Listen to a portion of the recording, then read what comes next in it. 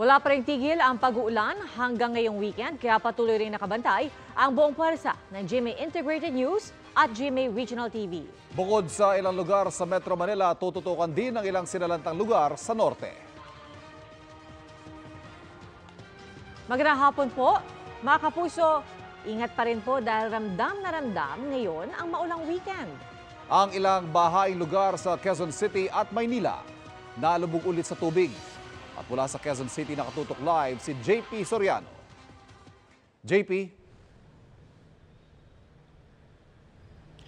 Ivan Pia, apektado nga ang daloy ng trapiko, apektado rin ang lakad ng mga ilang motorista ngayong araw dahil nga sa halos buong hapon na pag-uulan sa Quezon City at Maynila. At Ivan Pia, halos buong maghapon nga malakas ang ulan sa malaking bahagi ng Quezon City.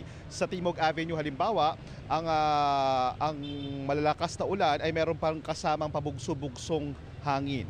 Humihinto man ang ulan, nagdulot na ito ng pagbaha sa ilang bahagi ng Quezon City.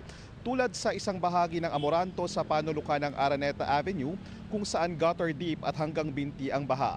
Ang ilang motorista di na tinangkang suungin ang baha at umiwas na lang. Ang ilan naman ay itinuloy pa rin ang pagdaan habang ang ilang bata ay naglaro po sa baha. Pinag-iingat ng Department of Health ang paglusong sa baha dahil sa banta ng leptospirosis. Sa Maynila naman, Ivan Pia, bumagal ang trapiko sa bahagi ng Espanya at De La Fuente Street kung saan tayo naroon ngayon dahil sa gutter deep na baha. Lumusong na naman sa baha ang mga sasakyan sa Taft Avenue. Buhos din ang malakas na ulan sa panulukan ng Quirino Avenue at Rojas Boulevard. Sa gitna naman ng baha sa Felix Huerta Street, may mga batang nagtampisaw kahit pa may banta ng pagkakasakit. Business as usual naman ang ilang street vendor sa Quezon Boulevard papuntang Recto kahit pa lubog sa baha ang kalsada at bangketa. Malakas din ang ulan na sinuong ng mga motorista sa FB Harrison Street sa Pasay City. At dito sa ating nilalagyan sa panulukan ng Quezon City at Maynila, baha nga po sa isang bahagi sa ating likuran na nagdudulot nga po ng pagbigat ng daloy ng trapiko. Nakaantabay naman ang flood monitor ng MMDA buong maghapon para rito. At yan muna ang latest. Balik muna sa inyo, Ivan at Pia. Ingat at maraming salamat, JP Soriano. Hindi pa rin humuhupa ang baha sa ilang lugar sa Malabon at Valenzuela sa gitna ng mga pabugso-bugso pa ring ulan. At yan ang balitang tinutukan ni Katrina Son. Katrina?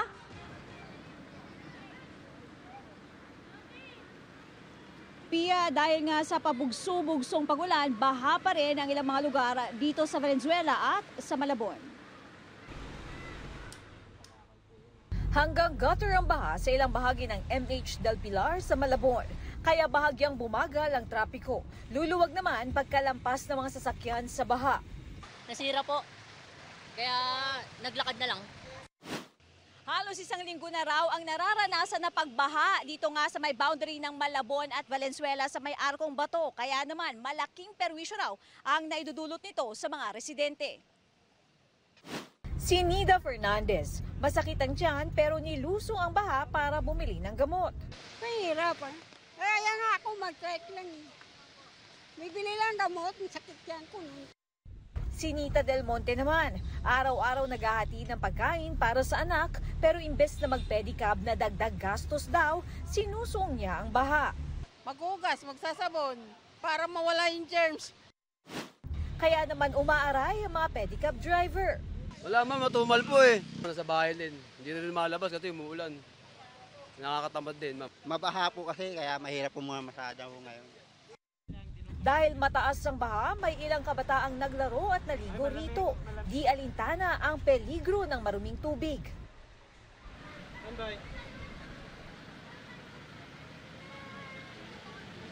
Pia, dahil nga sa pabugso-bugso ang pag-uulan maghapon na sinasabayan pa ng may kalakasan na hangin, kaya naman lahat ng mga magdaraan dito inaabisuhan natin na mag-iingat. At yan muna ang latest mula dito sa Arkong Bato sa Valenzuela. Pia? Ingat at maraming salamat, Katrina Son. Bukod sa mga baha, may mga pagguho rin ng lupa sa ilang lugar sa norte, bunsod ng masamang panahon. At mula sa Dagupan City nakatutok live si Claire Lacanilao ng GMA Regional TV 1 North Central Luzon. Claire?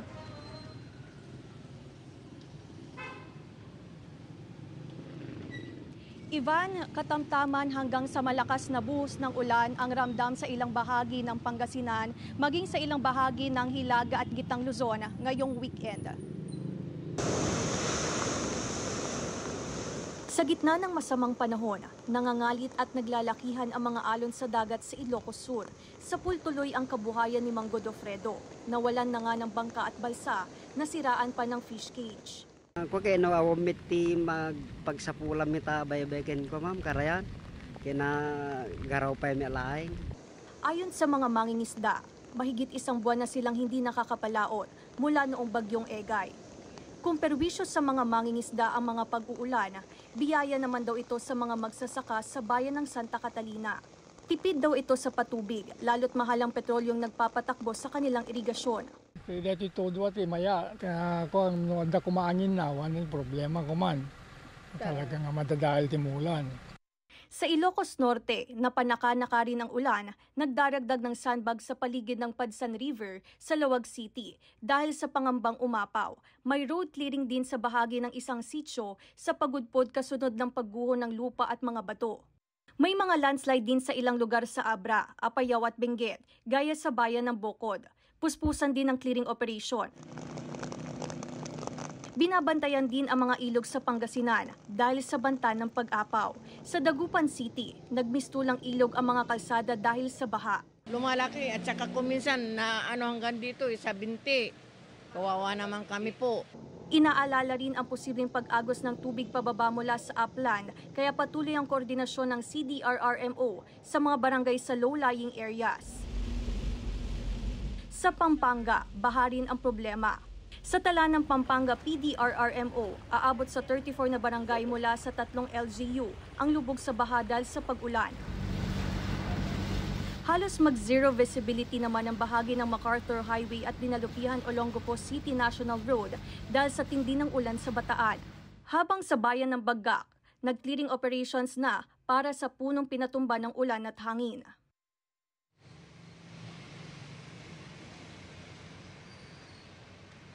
Ivan, balik dito sa Pangasinan. Nakaalerto na ang PDRRMO at iba't ibang ahensya ng gobyerno sa anumang banta ng landslide at flash flood sa ilang bahagi o lugar sa Pangasinan. Ivan. Ingat at maraming salamat. Claire Lacanilao ng GMA Regional TV 1 North Central Luzon. Magtutuloy-tuloy ba ang maulang panahon ngayong weekend? Alamin po natin mula kay Amor La Rosa ng GMA Integrated News Weather Center. Amor? Maraming salamat, Pia. Mga kapuso, bagyong Hana at hanging habagat ang patuloy pong nakakaapekto ngayon dito sa ating bansa. Nakataas ang signal number 1, dyan po yan sa Batanes, kung saan mararanasan ang mga malakas na bugso ng hangin na may kasamang pag-ulan. Kaya doble ingat. Hindi sa ating bansa kundi sa bahagi po ng Taiwan inaasahang magla-landfall itong bagyong Hana at ayon sa Pag-asa sa Lunes po ito inaasahang lalabas ng Philippine Area of Responsibility kung hindi magbago ang pagkilos nito. Patuloy naman pinalalakas ng bagyong Hana at ganun din nito nga bagyong nasa labas ng PAR na tinatawag nating bagyong Kirogi, yung hanging habagat na magpapaulan sa maraming lugar sa bansa.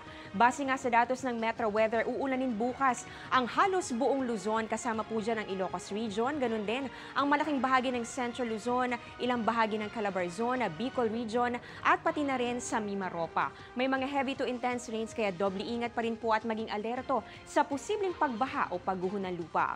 Uulanin din ang ilang bahagi ng Visayas, lalong-lalo na itong Panay Island, Negros Provinces at ganun din itong halos buong Mindanao pagsapit po yan ng hapon at meron din mga nakikita na mga malalakas na pag-ulan.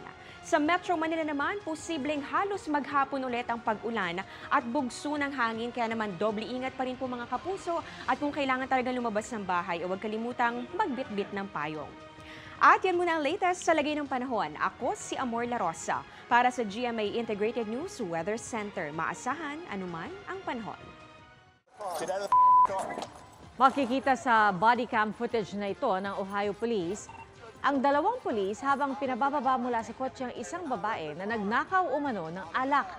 Tinutukan pa ng baril ang biktima at nang paanda rin ito ang kotse, biglang nagpaputok ng baril ang pulis. Isinugod pa sa ospital ang biktima pero binawian siya ng buhay pati ang dinadala nitong sanggol. Hustisya ang sigaw ng pamilya ng biktima na isang African-American woman. Patuloy ang investigasyon. Samantala, halos 700 milyong piso na ang pinsala sa agrikultura dulot ng nagdaang bagyong Guring ayon sa Department of Agriculture. Pero sa Cagayan, nananatiling banta sa mga estruktura at agrikultura ang umiiral na masamang panahon. At mula sa Amulong, Cagayan, nakatutok live si Russell Simorio ng GMA Regional TV 1 North Central Luzon. Russell. Ivan, maghapong nakaranas ng pabugso-bugsong pag-ulan ang lalawigan ng Cagayan kung saan isa ang sektor ng agrikultura sa mga labis na sinalanta ng bagyong Guring. Malaking bahagi ng maisang ito sa barangay sentro sa Amulong, Cagayan ang gumuho dahil sa mga pag-ulan. Kwento ng ilang residente, nagsimula ang pagguho ng rumagasa ang tubig ng Cagayan River. Lugi na ho yung may-ari dyan ho, sir. Luging-lugi na siya. Kasi malaki nang kinain ng tubig na. Kahit din tong kabayan dito, sir, malaki rin dito. Dati-dati, medyo malayo pang namin ang tubig. Unti-unti ring nilalamon ng ilog ang lupang kinatitirikan ng mahigit 10 bahay. Sa bandang gitna po yan po, lupain po ng mga lolo namin yan, sir. Balilinamon po ng tubig, sir. Pag umuulan na po, sir, tuloy-tuloy po yung pagbagsak ng lupa dito. Nalulubog po mga bahay dito, sir. Lilipat na kami sa ibang ban kung di nila gagawin tong river control. Kasi yan lang naman ang inasaan namin para hindi kami aalis dito. Sa bayan ng Gattaran, nakakordon ang bahagi ng kalsadang na-erode dahil sa mga pag-ulan.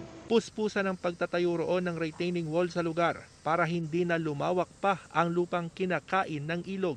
Parte ng riverbank along Cagayan River ay na-erode yan. Buong Cagayan River yan. Na-erode niya yung riverbank niya. Kaya maraming project na ganyan dito sa Gattaran. Sa tala ng PDRRMO, 17 bahay sa Cagayan ang nasira ng bagyong Guring na nanalasa kamakailan.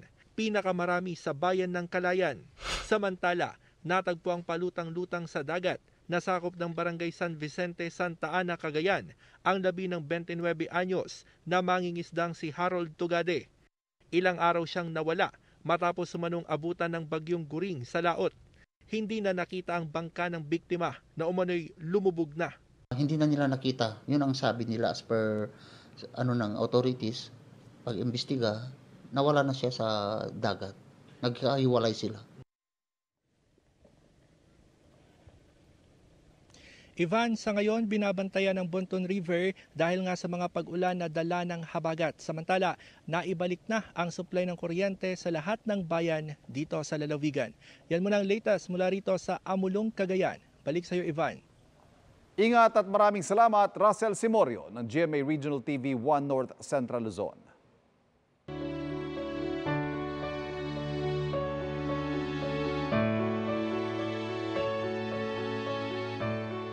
Binuksan sa publiko ang huling araw ng burol ni Mike Enriquez.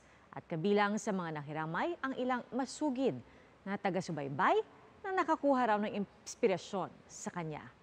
Nakatutok si Jonathan Andal. Kahit malakas ang buhos ng ulan, sunod-sunod pa rin ang pagdating ng mga nakiramay sa burol ni Mike Enriquez. Binuksan ito sa publiko ngayong araw sa loob ng 6 na oras. Mahal na mahal namin yan. Kahit anong program, kahit anong oras sinusundan namin. Kaya talagang pinilit namin kahit nabagyo. May mga dumayo pa mula probinsya, gaya ni Annalino mula Pampanga. Gusto ko po siyang makita for the last. Kasi po idol ko po siya.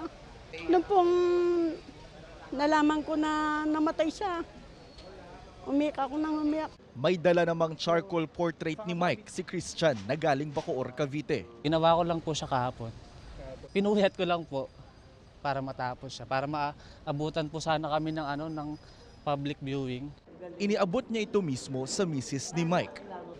Ganda, no? Oo. Tingnan niyo, oh. Galing.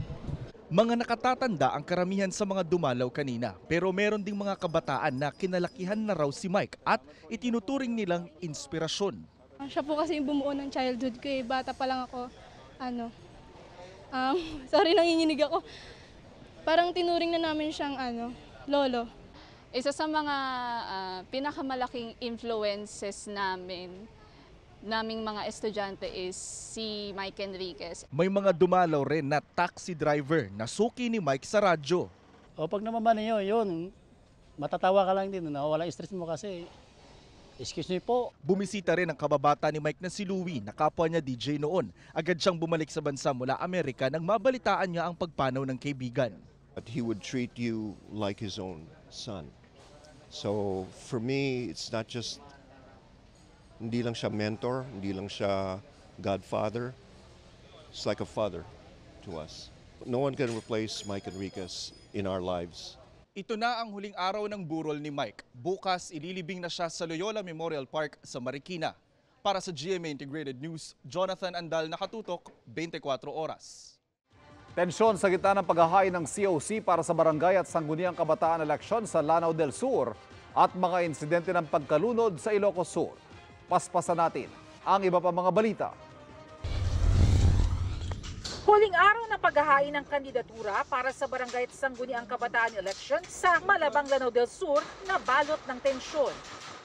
Nagugat yan sa reklamo ng isang grupong maghahain ng kandidatura na 6 lang sa 11 miyembro nila ang tinanggap ng election office matapos umanong umabot sa cut-off. Sinusubukan pang makuha ang panig ng COMELEC Malabang. Sa ilang lugar naman gaya sa Quezon City, tuloy-tuloy ang dating ng mga kakandidato kanina. Marami rin ang gustong humabol sa paghahain ng COC, kaya gabi pa lang nakapila na sila sa mga mall. Extended ang filing ng COC sa NCR, Abra at Ilocos Norte ayon sa COMELEC. Rider sa Batangas, patay matapos sumabit ang leeg sa kable ng tow truck. Ayon sa pulisya, hinahatak ng tow truck ang isang bus na nabalahaw sa putik. Posibleng hindi raw nakita ng rider ang kable kaya siya sumabit. Nagkaareglo na raw ang pamilya ng biktima at ang driver ng tow truck. Isa pang rider sa Batangas, patay matapos sumalpok sa isang trailer truck. Pero dumire-diretso lang ang truck at naiwang nakahandusay sa kalsada ang rider. Sa CCTV, mabilis ang takbo ng 2 sasakyan. Patuloy na hinahanap ang tumakas na truck driver. 11 taong gulang na bata nalunod sa Magsingal, Ilocos Sur. Nangunguha raw ang biktima ng uulaming kangkong at kuhol kasama ang pinsan at madrasta. May sakit din na epilepsy ang biktima na umakyat pa sa puno. Ayon sa mga pulis, posibleng inatake ang biktima habang nasa puno bago nalaglag sa tubig. 3 bayan sa Aklan positibo sa paralytic shellfish poison o toxic red tide. Ibig sabihin, ayon sa Bureau of Fisheries and Aquatic Resources, bawal muna ang panghuhuli, pagbebenta at pagkain ng alamang, tahong, talaba at iba pang shellfish sa mga bayan ng Altavas, Batan at New Washington. Para sa GMA Integrated News, Bernadette Reyes, nakatutok 24 oras. Bistado sa buy-bust operation sa Surigao City ang bentahan ng droga sa isang motel. Ang isa sa 3 na aresto, tauhan pa ng gobyerno. Nakatutok si John Consulta. Sa surveillance video ng Philippine Drug Enforcement Agency Region 13, kita ang target na si Joel Navarrete, isang government employee habang nagbebenta at gumagamit ng shabu sa Surigao City. Ayon sa PIDEA, sa loob ng mga motel ginagawa ang bentahan. Sa buy-bust operation, inaresto si Navarrete at 2 parokyanong umano niya. 4 na sachet ng hininalang shabu at mga drug paraphernalia ang nakumpiska sa mga naaresto. Nasusundan ng PIDEA intelligence officers natin yung subject from Malimuno going to Surigao City. So, pagdating niya sa Surigao City, ang ginagawa niya, nag-check-in siya sa isang lodging house. Doon na rin yung subject nagbibigay ng drug sa mga customers niya. Napag-alaman ng PIDEA na nagtatrabaho sa isang government health center ang suspect. Aalamin natin ang main source nitong suspect natin na isang government employee. At pagkatapos sisikapin natin na babantayan itong mga supplier upang mabawasan ang pagbibinta ng illegal drug sa area natin. Sinisikap pa rin namin makuha ang panig ng mga inaresto. Para sa GMA Integrated News, John Consulta, nakatutok 24 oras. Hanggang bintina ang baha sa Hagonoy, Bulacan dahil sa ulan na sinabayan pa ng high tide. At nakatutok doon live si Jamie Santos. Jamie? Ivan, maulap at nakakaranas ng light to moderate rains dito nga sa ilang parte ng Bulacan. Dito sa Hagonoy, Bulacan, may mga areas at tulad na nga lang ng ilang barangay ang humupa na ang baha, pero may ilang lubog pa rin sa baha dahil sa high tide. Hanggang hitang baha pa rin ang tinitiis ng mga residente sa Barangay Santo Niño sa Hagonoy, Bulacan, nang walang magawa ang iba kung hindi lumusong sa baha. Plano sana namin pasukin ang kaloob-looban ng barangay. Pero sabi ng mga residente, hindi na raw kakayanin ng aming sasakyan. Malalim dyan ka, boss. Naka-standby na ang bangkang ito para sa mga ayaw lumusong sa baha. Ang ilang residente, tiis-tiis na lang. Wala naman daw kasi silang magawa dahil nasasabayan ng high tide ang sama ng panahon. Yung dating ng tubig na pinakawalan, hindi na tatanggal sa amin yan. Gaano na po kalaking perwisyo po? Malaki na ho, pati bahay namin lubog. Apektado na rin ang ilang hanap buhay. Kung hindi po kami nagtaas ng ganitong tricycle, mga po, nasa bahay lang kami nito. Mula Miyerkules hanggang ngayon, nagpapakawala ng tubig ang Bustos Dam dahil sa patuloy na pagtaas ng reservoir level nito. Sa gitna ng pag-ulan dulot ng habagat. Ayon sa Bustos Dam Water Control and Coordinating Unit, nakabukas ang 3 sluice gate ng dam. Patuloy na nagpapaalala ang pamunuan ng Bustos Dam sa mga nakatira malapit sa Angat River na mag-ingat sa posibleng pagbaha dulot ng ilang araw na pagpapakawala nito ng tubig. Ivan, ayon sa Bulacan PDRRMO, yung baha dito sa Hagonoy ay hindi dahil sa bahabagat. Ito raw ay dahil sa high tide. At yan ang latest mula rito sa Hagonoy, Bulacan. Balik sa iyo, Ivan. Ingat at maraming salamat, Jamie Santos. Nagbatuhan ng bolang apoy na gawa sa basahan at gasolina ang ilang residente sa Nehapa, El Salvador. Pero hindi yan riot, kundi bahagi ng tradisyonal na paggunita sa pagputok ng bulkan doon noong 1922. Paniwala kasi ng simbahan at mga deboto sa Nehapa, ang binubugang laban ng bulkan noon ay ang lokal na Kristiyanong santo na si San Jeronimo na lumalaban daw sa mga demonyo. Mga kapuso, sa unang linggo ng bare months, may nakaamba na namang taas presyo sa petrolyo. Sa tansya ng isang oil industry source, 75 centavos hanggang 1 peso and 15 centavos kada litro ang dagdag sa presyo ng diesel. 10 to 50 centavos naman sa gasolina. Kung matutuluyan, siyam na sunod-sunod na linggo nang tumataas ang presyo ng diesel katumbas sa mahigit 14 pesos na increase. Pang-walong sunod-sunod na taas presyo naman ito sa gasolina na mahigit 9 pesos per liter naman ang iminahal.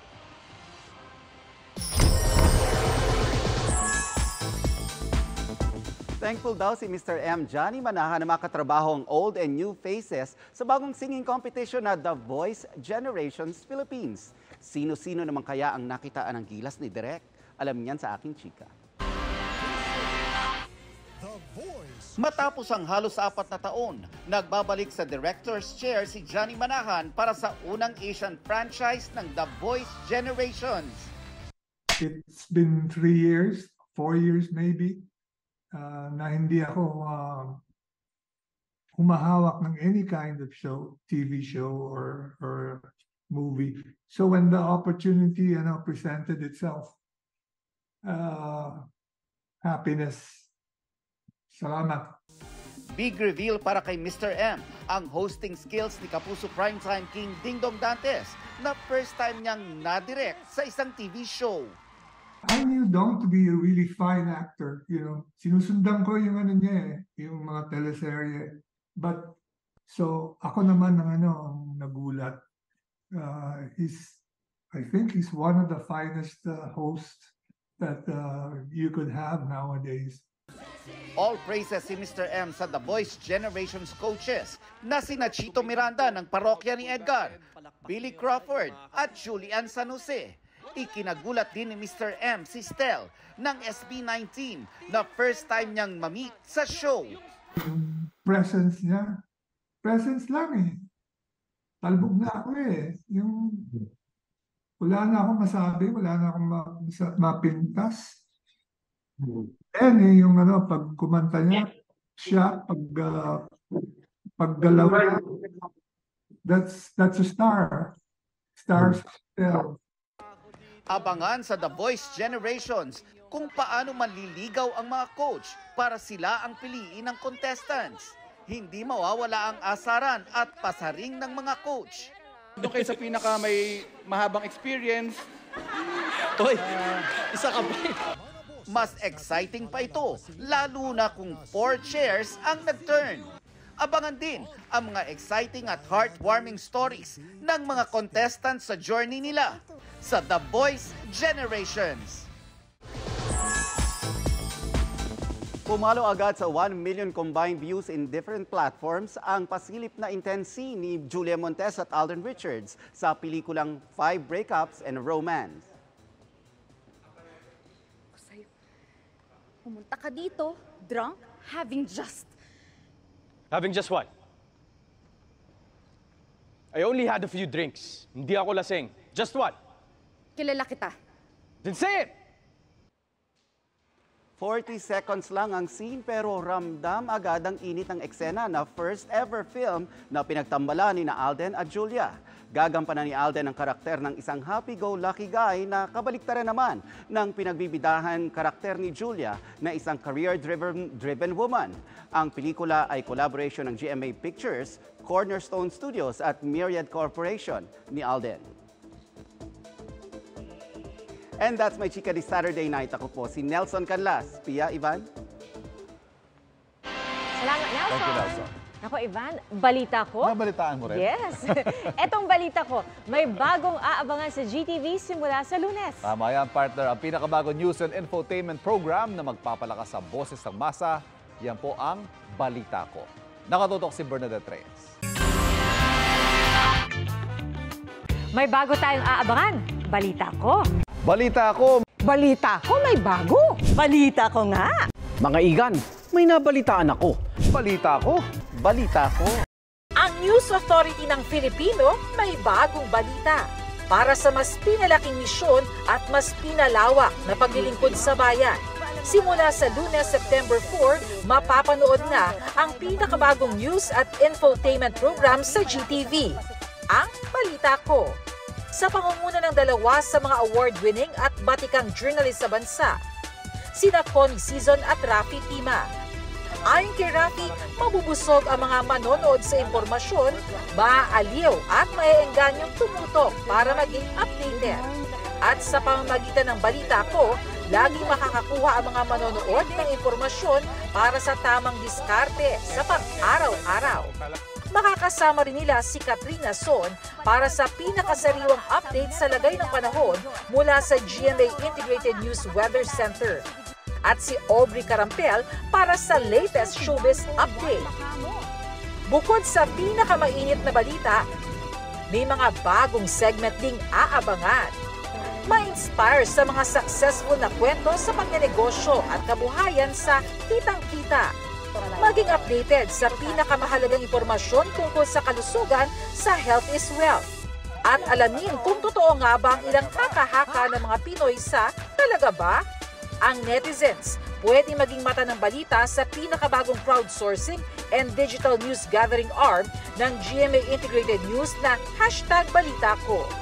Ayon kay Senior Vice President and Head for GMA Integrated News, Regional TV and Synergy, Oliver Victor B. Amoroso, mas inilalapit ng GMA Integrated News sa mga manonood ang mga komplikadong paksa habang sinisigurong maiuugnay ang mga balita sa kanilang buhay.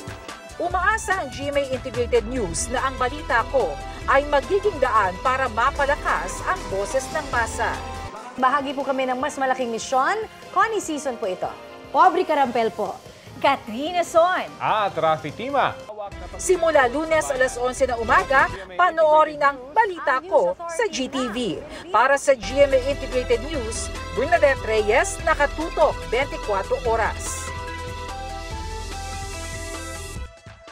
Abang-abang. Balita Ko, dapat nating abangan yan. Definite. At mga kapuso, yan po ang mga balita ngayong Sabado para sa mas malaking misyon, para sa mas malawak na paglilingkod sa bayan. Ako si Pia Arcangel. Ako si Ivan Mayrina mula sa GMA Integrated News, ang News Authority ng Pilipino. Nakatutok kami 24 oras.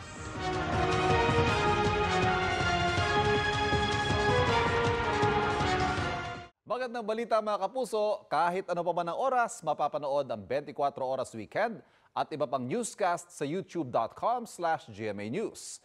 I-click lamang ang subscribe button. Sa mga kapuso abroad, maaari po kaming masubaybayan sa GMA Pinoy TV at www.gmanews.tv.